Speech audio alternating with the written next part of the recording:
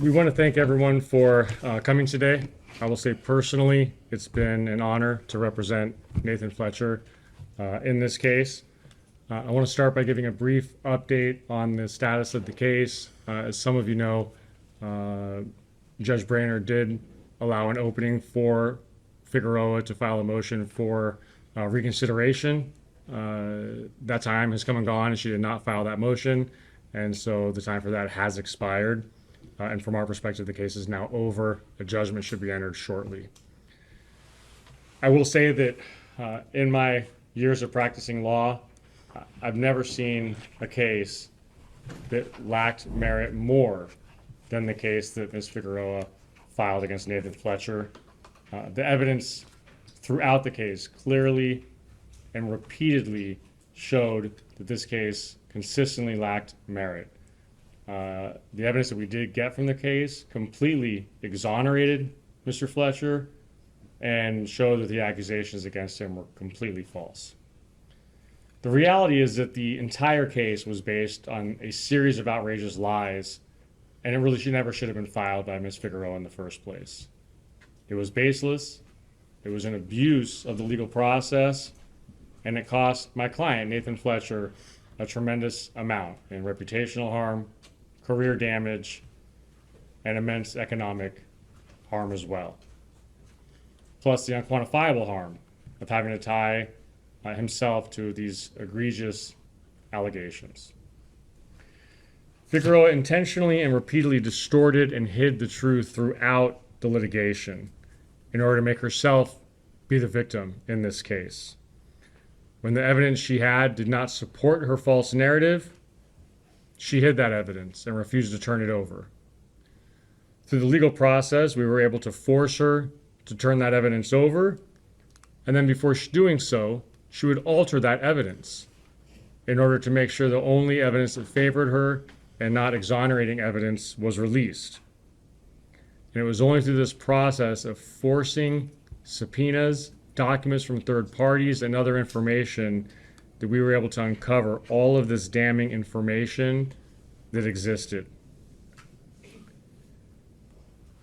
That evidence showed unequivocally that the allegations against Mr. Fletcher, again, were from the start fabricated by Ms. Figueroa.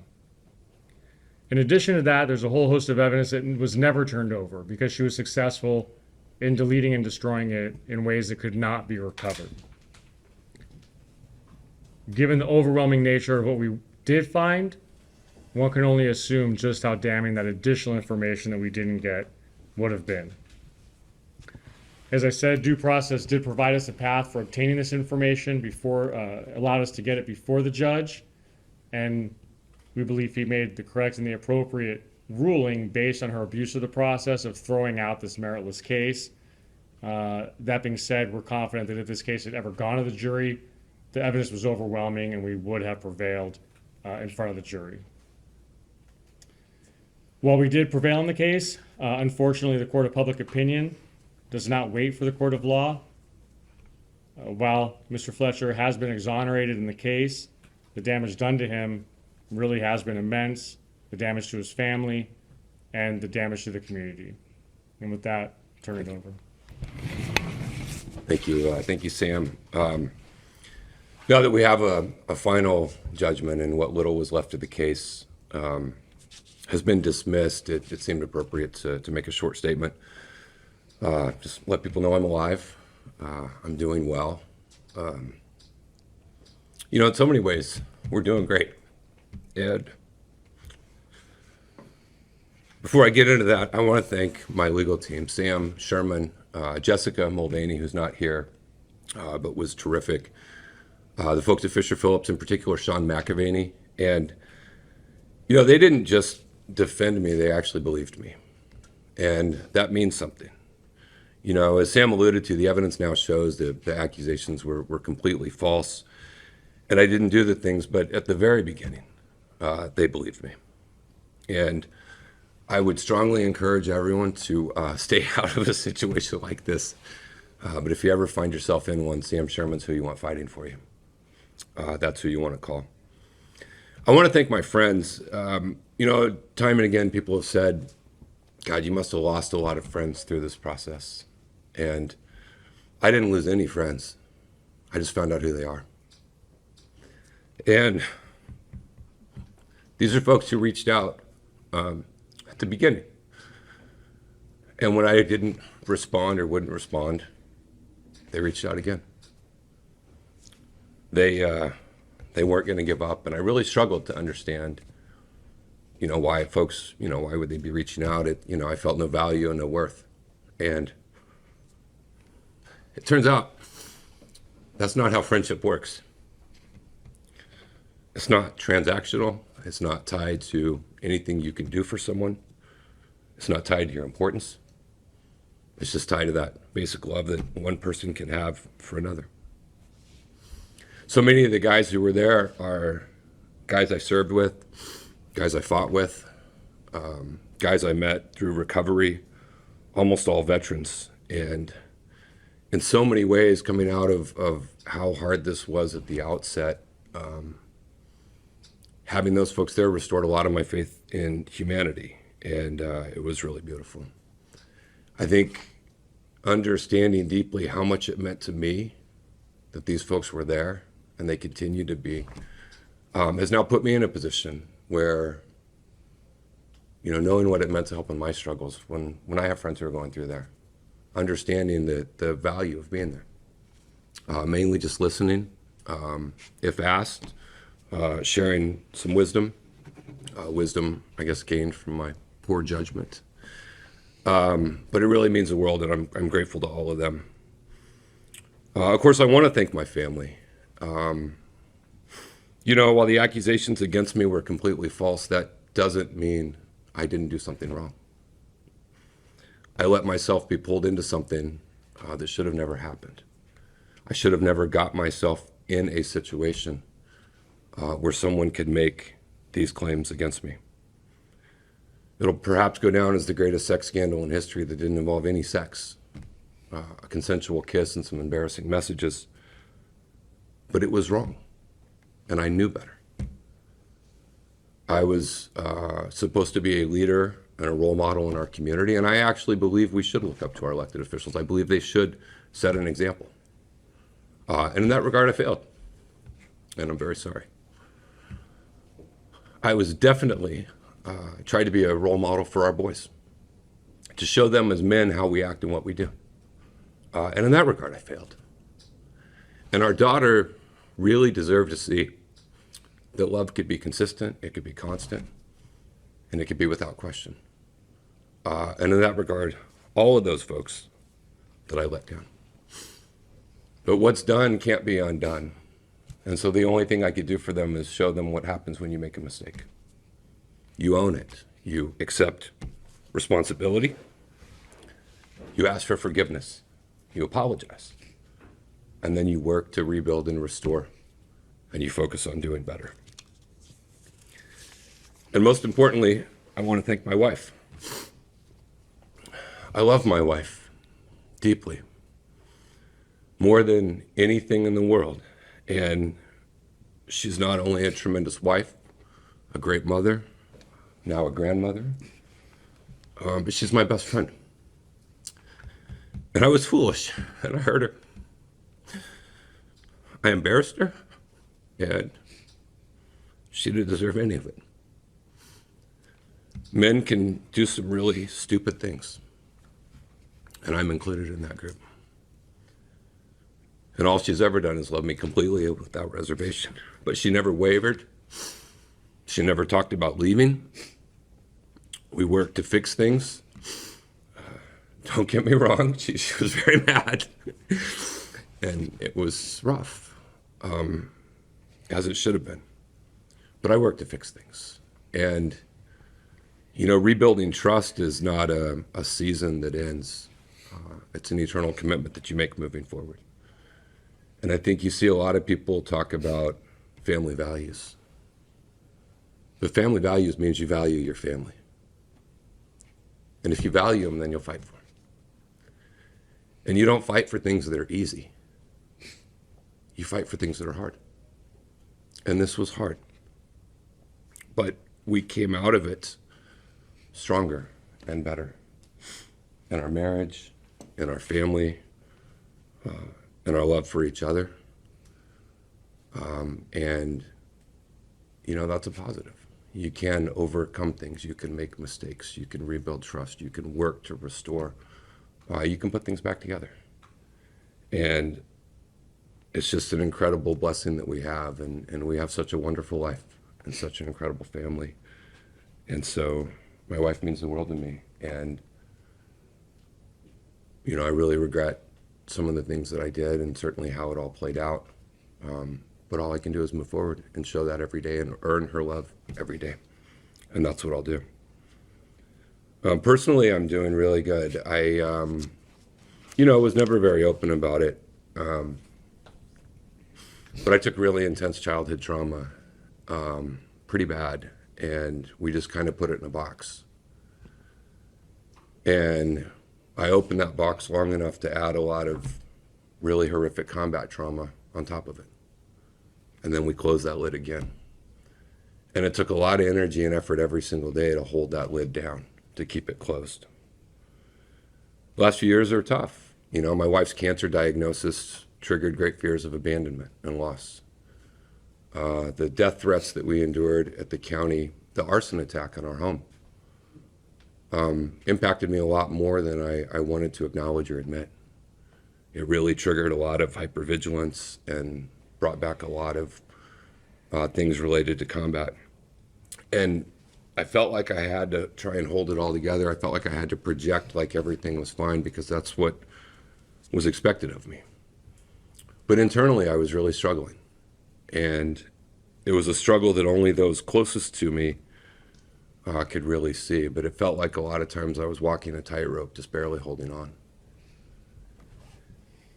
And so when I faced a extortion demand with an unethical attorney who demanded $5 million, or they would destroy my career, my Senate race, and my reputation, it was a lot to carry.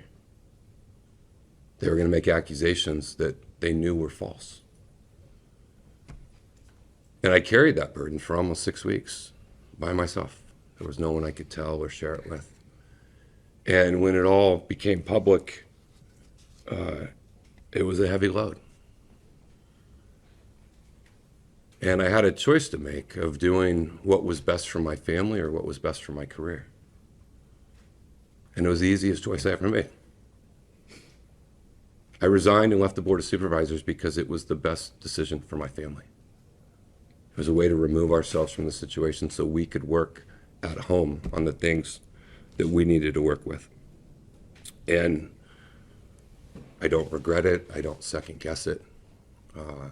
It was the right decision then, and I believe today, with family and friends and things in life being the most important, that it remains absolutely the right decision. So I went to rehab. We started working on our marriage, on our family, on putting the pieces back together. We adopted a legal strategy, not a PR strategy, and ultimately it prevailed. I went to an inpatient trauma center in Arizona that specializes in complex trauma, specializes in combat-related trauma. It was equine-based, and there was something really magical and special about equine-assisted therapy and what that can do.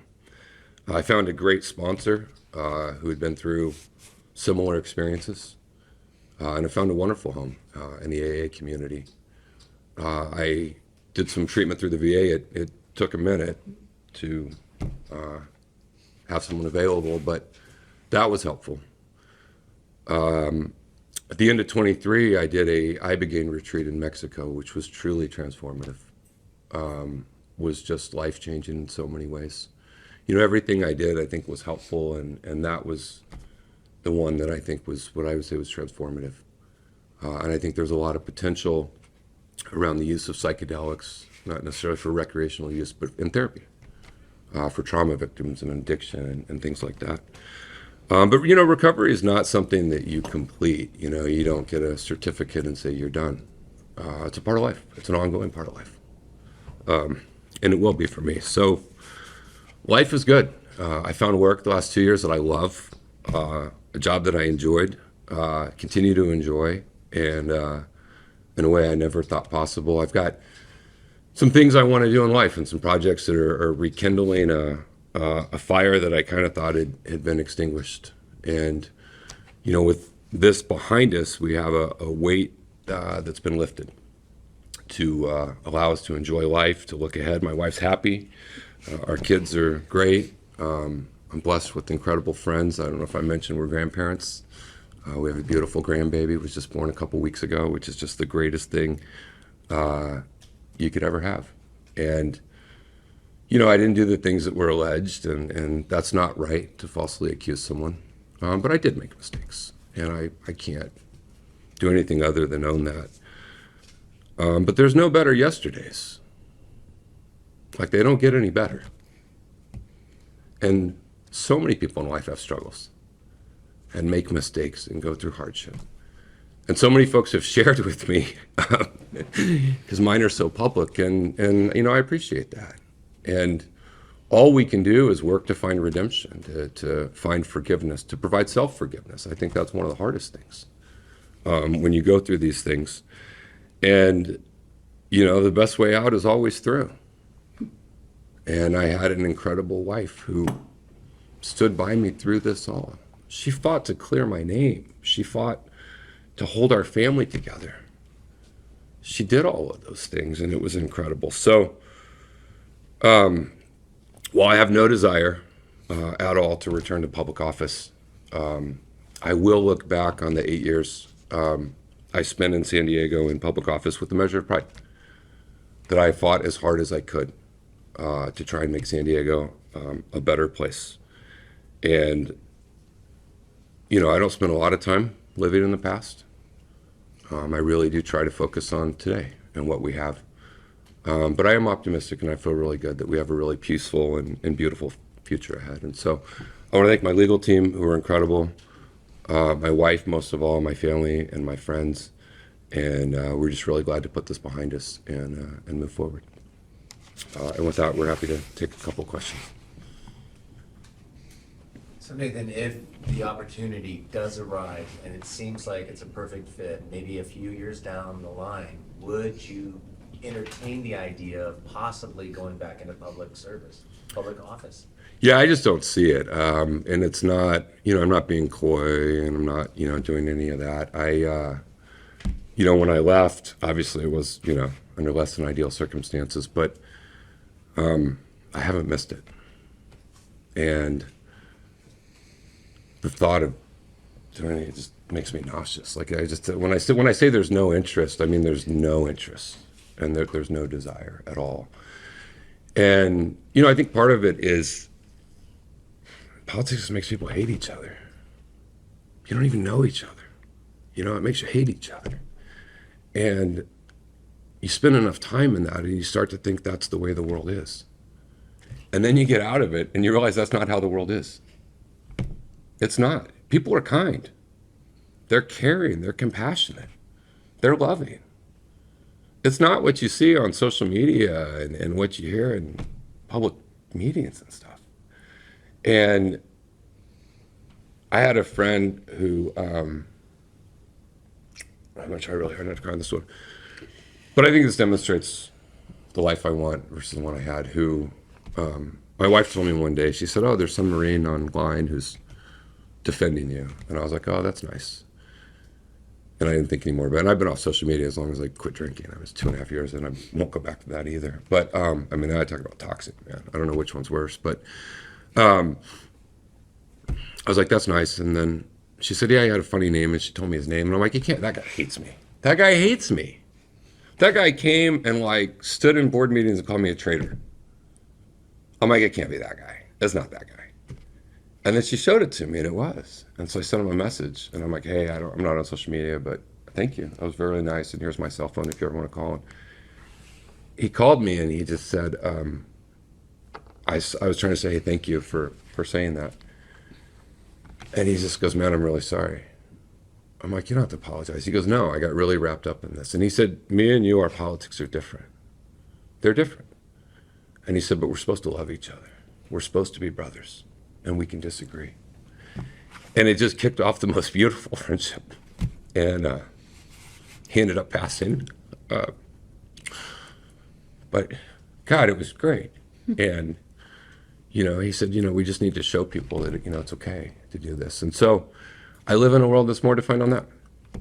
And just not, when I say no desire, it's just there's no desire. Can we ask questions? Yeah. Sure, of course. Lorena, obviously, you talked about how it's a difficult time for you guys. Thanks. Thank you. And I can tell it's a heavy period of thinking through things and working through your marriage. At what point did you decide, I'm with him in this and I want to support him? Well, I think March 22nd is when he came home and he said, I have to tell you something. This is what's happening. I won't go into detail. Any woman who's been in that position, there's a lot that is said and done in the immediate aftermath. But you have to understand two things.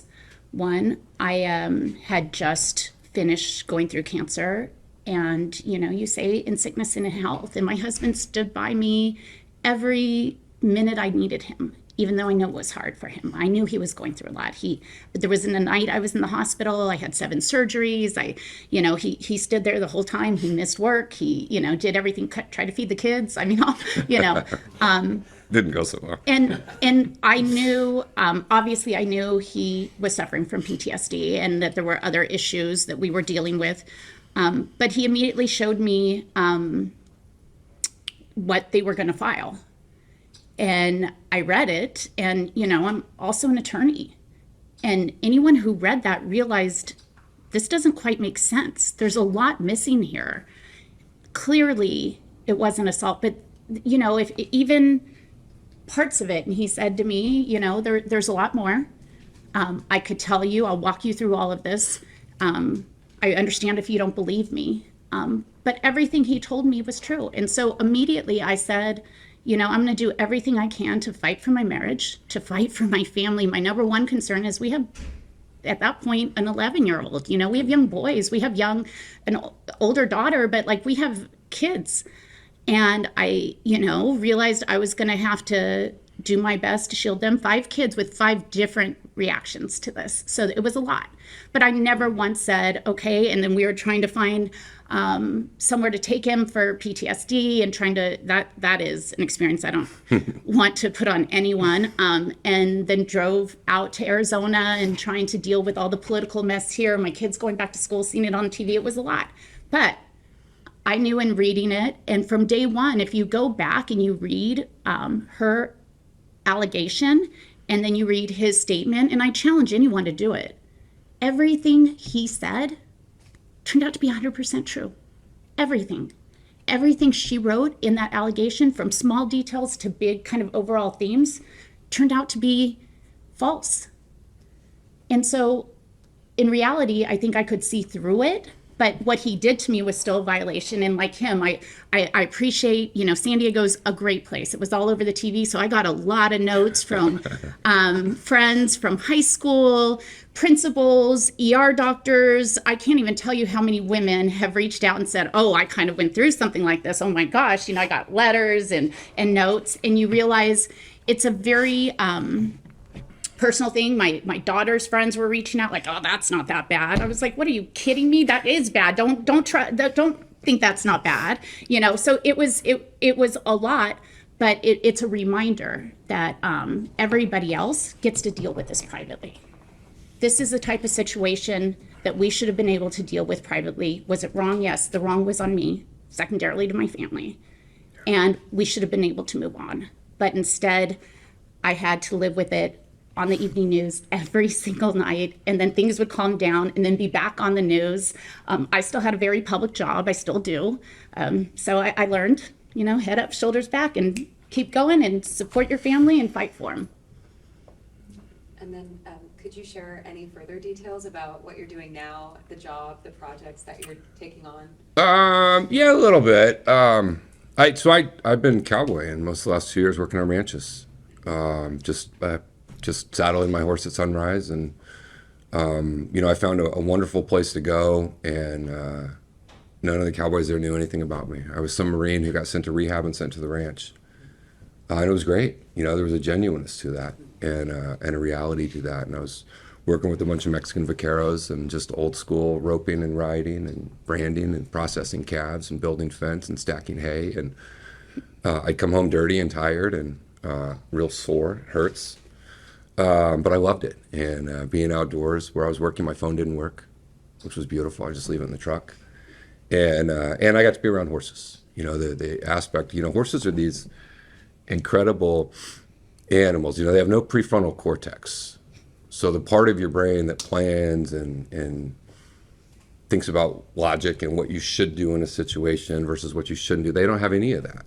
And they're like a teenage boy. They just react. And the beautiful part of that is they don't care if you're important or not important. They only care about how you make them feel. And when I first went to rehab the first day, I didn't want to be there. I didn't want to be anywhere.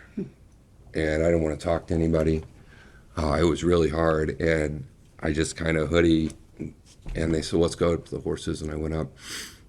And this beautiful mare was there and for therapy. And I walk up to her and she runs away. And I'm like, God, even the horse hates me. And runs, and I'm like, and she runs faster. And I'm like, okay, she's faster than me. And the guy who was there, he said, man, you're carrying all this. You got all this, man. You got this resentment and this guilt and this shame. And shame is so much more powerful than guilt. Shame is who you are. Like it scares her. She didn't want anything to do with it. And they're like, you got to be just right here. They're only here and now, man. They don't live in the past. They don't live in the future. They live in right now. And it took days of just being calm and I was up there closing my eyes and I walked up and nuzzled and it was beautiful. And I did 45 days of equine therapy and it was great. And so to find a job where I could every morning start my day finding that peace and calm, with a horse was incredible. And so I love that. And I've got things non-political related that, I'm excited about and looking forward to. And I think, I've come to appreciate a little privacy. And, I thought it was appropriate for us to say something today. But I think, a lot of that. And then, the one cause I want to help, I have done a little consulting work as well for a few organizations that reached out that I, really believe in. And one of those is the group that sent me to Mexico, Veterans Exploring Treatment Solutions. And I'm going to help them because we've put 1,000 veterans through this program and not a single suicide. And my buddy I talked about, I got him on the list. And he took his own life on the waiting list. And out of all my friends who died, that one's the worst. And so, so that's been what we're doing. I've been coaching youth football and hanging out with friends and working out a lot and just enjoying life. Yeah. Congratulations on your sobriety. Thank you. You've said you want to put this behind you and move forward. You've ruled out future public office. Why would you continue with the defamation case if those are... Well, it's not right. It's not right to lie about somebody. It's not okay, Jeff. It's not okay to attempt to extort somebody. It's not okay to destroy intentionally, later bragging about how effectively destroyed their career and reputation. And it's not okay to desire to bankrupt someone. It's not okay to manipulate the media. And so, our defamation case is moving forward. And we'll see where it all goes. But I want to put everything behind me. But it's also it's not okay to do the things that were done. I think your team may have touched on this at several points. One of the maybe most disturbing allegations that she made was the recount of the interactions in a conference room at MTS. Your team said their side about how she, pursued you, she messaged you, there was no outcry, I believe, right? Her messages showed that she wanted to continue some sort of relationship. In turn, her legal team has said consent is something that must be obtained at every sort of point that you have with the person. I'm wondering what you have to say about that. What's your reaction to that? I'm Sure. sorry, because this is just incredible. You have to look at the entirety of everything. I have written more laws on sexual assault in the workplace and sexual harassment probably than any other former legislator. That is what I did. And when you look at the evidence that she put forward, even not the evidence that she destroyed, not even the evidence where we have under that we can't talk about, right? The one that is in the public. Sexual assault survivors don't ask to meet with somebody alone, keep going back. Afterwards, tell her friend how excited she was about it. A week later, make sexual suggestions to that person, trying to meet with them again. There has to be at some point a level of like, I'm sorry, that's not how victims act. And to go back and say, I'm going to rewrite a story and it's my word in that conference room versus Nathan's, when it was so clear with all the evidence around it, and continuing to try to meet him alone in other places outside of work, continuing to try to go see him. You know, there's a level of credibility that you just have to say, this doesn't even pass the smell test. And it was frustrating for me to watch as all of you would take one sentence that she would say, not all of you, I'm not suggesting, but one sentence that she would say, and it would be like, well, that must be it. And I have to admit, this has been hard for me because I did believe that women didn't lie about sexual assault. I thought for the most part, you know, that's why I wrote all those bills. I've talked to hundreds of sexual assault survivors and sexual harassment survivors. The truth is, it's very rare. And I think the damage that she did to that movement is the real problem here. What she did to my family, we're fine. What she did to my husband, that's okay. We'll live through that. But the fact that everybody now, when an actual survivor of sexual assault or sexual harassment comes forward, people are going to remember, oh yeah, like that girl who, you know, said that so she could try to get some money and then changed her story and then changed her story and then changed her story, hid evidence, deleted evidence, and then ended up just, you know, walking away from it, right? That's damage to women, real victims. And as somebody who spends my life advocating for workers, that's what I'm angry about. That's the thing that I'm the most angry about, you know. So yes, her lawyers and her can say, well, in this moment when she was in there, that's when she, you know, well, then why did she continue? Why did she tell her friend other things? Why did she continue to try to see him? Why did she continue to try to put sexual references out of that? Why did she continue to reach out to him? It doesn't pass the smell test. Well, I was, if I can, yeah, I mean, it's also important to note that this isn't just the fact that she voluntarily went in there and voluntarily sent text after the fact. Like, what was so unique about this case is she literally would text a friend before going in that conference room about how excited she was to go in there and see him. She would leave, text her friend about what happened, talking about it as if she was being excited about it, go back in, rinse, repeat multiple times. I mean, we actually found real-time text where she's talking about these interactions and talking about how excited she is about them. So that was the problem with her trying to twist that narrative, is the evidence just eviscerated it. Sorry. Yeah, no, it's good. Pivoting here. For us, it was almost as if your struggles with PTSD, AA, this was like a tipping point, right? And that's when it became public. Can you back a bit? Is this Sure. something that you struggled with your whole life? Yeah. I mean, after combat, your time in public office? I think, you know, in hindsight, a lot of it makes more sense now. You know, you spend a few years working on it. But I remember the first night we ever spent the night together, and in the morning, Lorena was like, "Are you okay?" And I'm like, "Yeah, I'm fine. Why?" And she said, "You sure?" I'm like, "Yeah, that's a weird question." And I got all like self-conscious, you know. And she said, "You were thrashing and moaning and sweating and rolling around." And I said, "Yeah, sometimes I have nightmares, bad combat dreams, reliving things and you know, reliving things in slightly different ways." And it was just, and she said, "How often does that happen?" And Every night. every night. And so every night I would wake her up, every night. And I'd struggle to go to sleep, it was hard. And, I was at a point where my just to try to get to sleep routine was 2 or 3 Ambien, 6 Rise, couple shots of NyQuil. I would take those little melatonin and just kind of laugh, like, what's that going to do after all of that? And you'll pass out from that, but you're not going to sleep. You wake up a few hours later. And, I think the combination, and it's so common, especially in certain jobs in the military, the prevalence of childhood trauma. I think if we didn't abuse kids, we wouldn't have anyone in elite military units. It just wouldn't exist. And you kind of stack an ACEs score of 8, on top of all that combat. And it was hard. It was really, really hard. And I think at times I felt good. At times I would feel better. When we were really, you don't really suffer from PTSD when you're at war.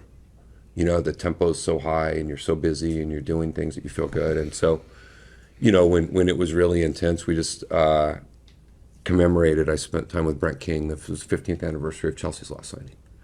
And when we were in the middle of that, I felt pretty good. I was crazy busy. We had a mission, we had a team, and then it would lull and it would be harder.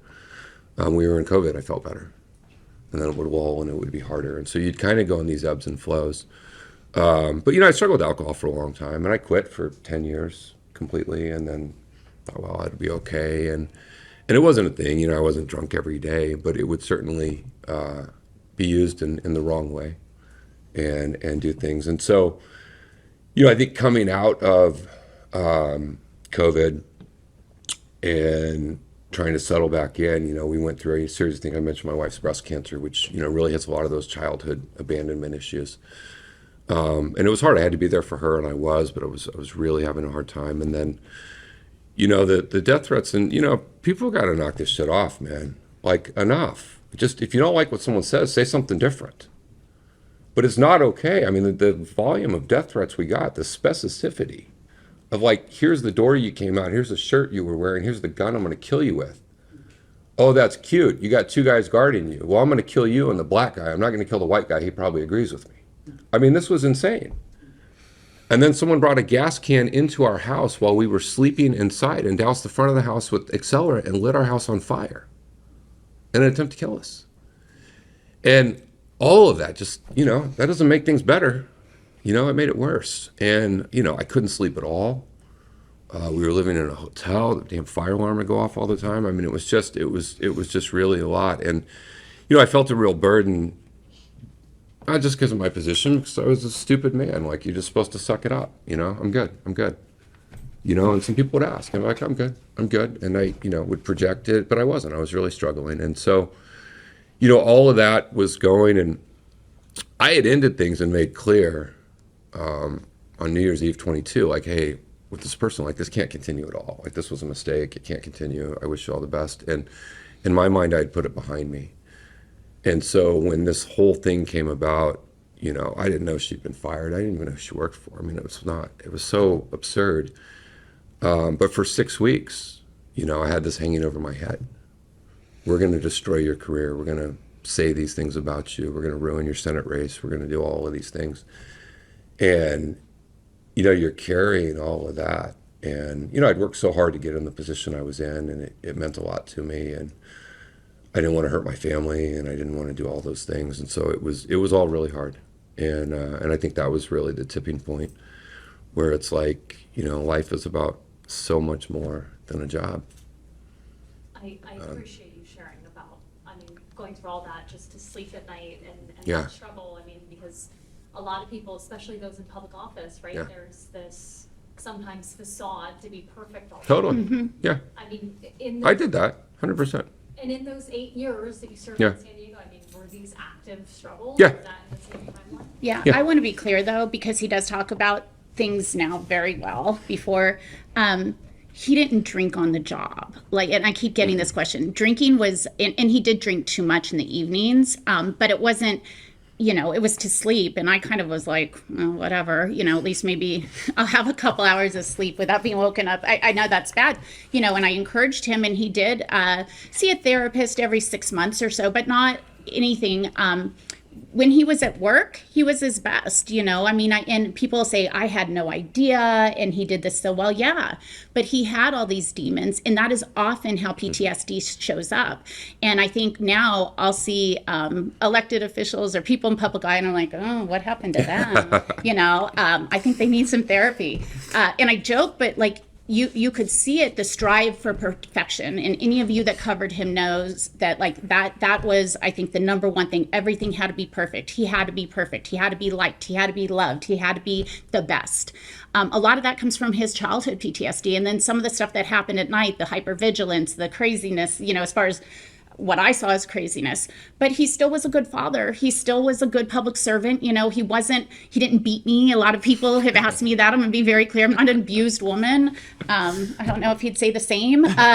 You know, but I did know that he struggled from this. I just had the false belief that you could separate the two and have a totally, that you wouldn't crash and burn. Yeah. And we never know that until people crash and burn, right? Till they hit bottom, nobody hits bottom.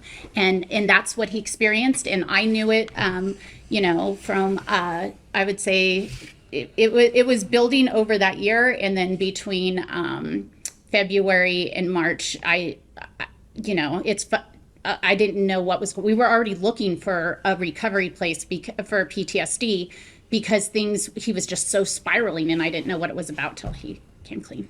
And I think, you know, in a little bit, there's almost a relief, you know, like, I don't have to pretend to be perfect anymore. I'm clearly not, you know, and I've found a lot of comfort. I got a lot of really jacked up friends that did a lot of stupid stuff, you know, and I like hanging out with those kind of guys, you know. I got friends that are felons, you know. I like calling them and visiting them in jail. You know, we make mistakes in life. You know, that's a part of life. And, you know, to not have to have a projection of perfection or any of the pretense. And, you know, I think it really is. I think so much of the last few years is about finding where you belong and not trying to fit in. And finding a purpose that is not imposed on you by someone else, and a purpose that can be taken away, you know, but a purpose that's more true to what you want to do.